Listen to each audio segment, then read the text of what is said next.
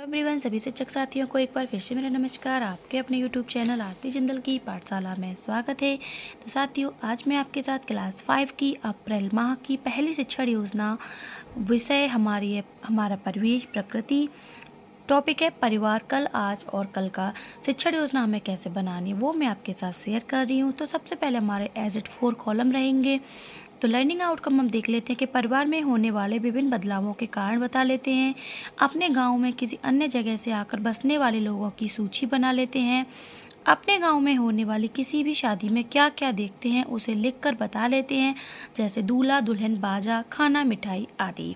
प्रकरण है परिवार कल आज और कल।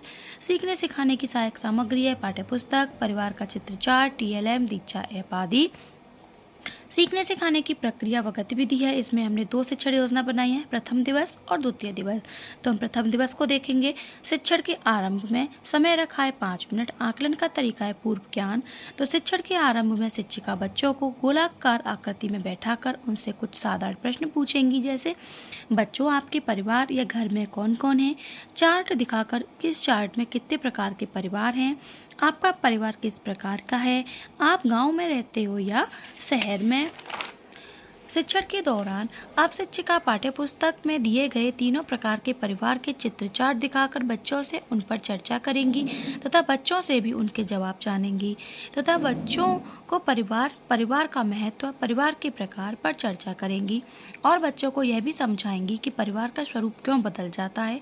यहाँ पर परिवार के बदलाव के 3 कारण दिए हैं, आओ इन पर चर्चा करें। नए बच्चे का जन्म होने पर, रोजी रोटी की तलाश में और विवाह होने पर। इस पर हमें बच्चों के साथ चर्चा करनी है। समय रखेंगे 20 मिनट। आकलन का तरीका है अवलोकन व सहभागिता। अब बात करेंगे शिक्षण के बाद में। समय रखा है 10 मिनट। आकलन का तरीका सहभागिता व प्रश्नोत्तरी। अब शिक्षिका बच्चों से पाठ के आधार पर प्रश्न पूछेंगी तथा बच्चों की समस्या का समाधान करेंगी, जैसे टुईया के परिवार में बदलाव के कारण बताओ, शरद के परिवार में बदलाव का कारण बताओ, उज़्मा के परिवार में बदलाव का कारण। शिक्षिका बच्चों को समझाएंगी कि बदलाव छोटा हो या बड़ा हमारे जीवन पर प्रभाव डालते हैं। कुछ बदलाव हमें खुशी देते हैं तो कुछ बदलाव हमें दुख देते हैं। गतिविधि है शिक्षिका बच्चों को समूह में बांटकर उनसे अपने घर के आसपास हुए हाल ही में किसी भी परिवार के बदलाव के कारण पर चर्चा करेंगी। इसके लिए हमें समय रखना है 5 मिनट। अगला है हमारा इसका द्वितीय दिवस। हम साथ में द्वितीय दिवस पर भी चर्चा कर लेते हैं। शिक्षण के आरंभ में समय रखा है 5 मिनट। आकलन का तरीका है पूर्व पाठ के आधार पर। तो शिक्षिका बच्चों से कल पढ़ाए पाठ के आधार पर आगे की चर्चा करेंगी, जैसे एकल परिवार में कौन कौन होता है, संयुक्त परिवार में कौन कौन होता है, परिवार बदलने के मुख्य कारण कौन कौन से थे। अब शिक्षिका आगे के पाठ पर विस्तृत चर्चा करेंगी। शिक्षण के दौरान समय है 20 मिनट। आकलन का तरीका है सहभागिता व अवलोकन। आप शिक्षिका बच्चों को दीक्षा ऐप पर पाठ से संबंधित वीडियो दिखाएंगी तथा बच्चों से बीच बीच में सवाल भी करेंगी। साथ ही शिक्षिका बच्चों को गांव और शहर के जीवन के बारे में भी बताएंगी। शिक्षिका बच्चों को गांव व शहर के रहन सहन, खान पीन, पहनावा, पढ़ाई आदि पर विस्तृत चर्चा करेंगी। शिक्षिका बच्चों को खेती बाड़ी तथा गाँव में मनाए जाने वाले व शहर में मनाए जाने वाले त्योहारों पर भी चर्चा करेंगी। अब हम बात करेंगे शिक्षण के बाद में। समय रखा है 10 मिनट। आकलन का तरीका है प्रश्नोत्तरी। अब शिक्षिका बच्चों से पाठ के आधार पर प्रश्न करेंगी, जैसे गोपाल के परिवार में क्या क्या काम होता था। दूसरा है गोपाल को गांव छोड़ना क्यों नहीं अच्छा लगा।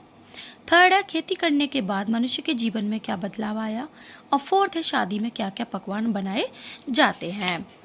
इसके बाद है गतिविधि। 5 मिनट का समय रखा है कि अब शिक्षिका बच्चों को समूह में बैठाकर कार्य करवाएंगी, जैसे आप जब किसी शादी में गए थे उसमें आपने क्या क्या देखा। अपनी कॉपी में चित्र बनाकर दोस्तों को दिखाइए तथा सभी के बने चित्रों पर बातचीत करें। गृह कार्य है कि अपने दादा दादी या नाना नानी से पता करिए कि जब वे आपकी उम्र के थे तब उनके परिवार में कौन कौन था। अपने परिवार के सभी बुजुर्ग और दोस्त के परिवार में किसी बड़े से बात करके नीचे तालिका को पूरी करें। ये जो तालिका है वो हमारी पाठ्य पुस्तक की अभ्यास प्रश्न 9 है, उसको हमें इसमें फुल करवाना है बच्चों से। अगला है शिक्षण की आगामी योजना। तो शिक्षण के दौरान आने वाली कठिनाई तथा फीडबैक के आधार पर नई शिक्षण योजना बनाकर कार्य करेंगे। तो ये है हमारी पार्ट 1 की शिक्षण योजना। आई होप आपको वीडियो पसंद आई होगी। वीडियो पसंद आई हो तो प्लीज़ लाइक करें, चैनल को सब्सक्राइब करें, अपने सभी साथियों के साथ वीडियो को शेयर करें। तब तक के लिए धन्यवाद।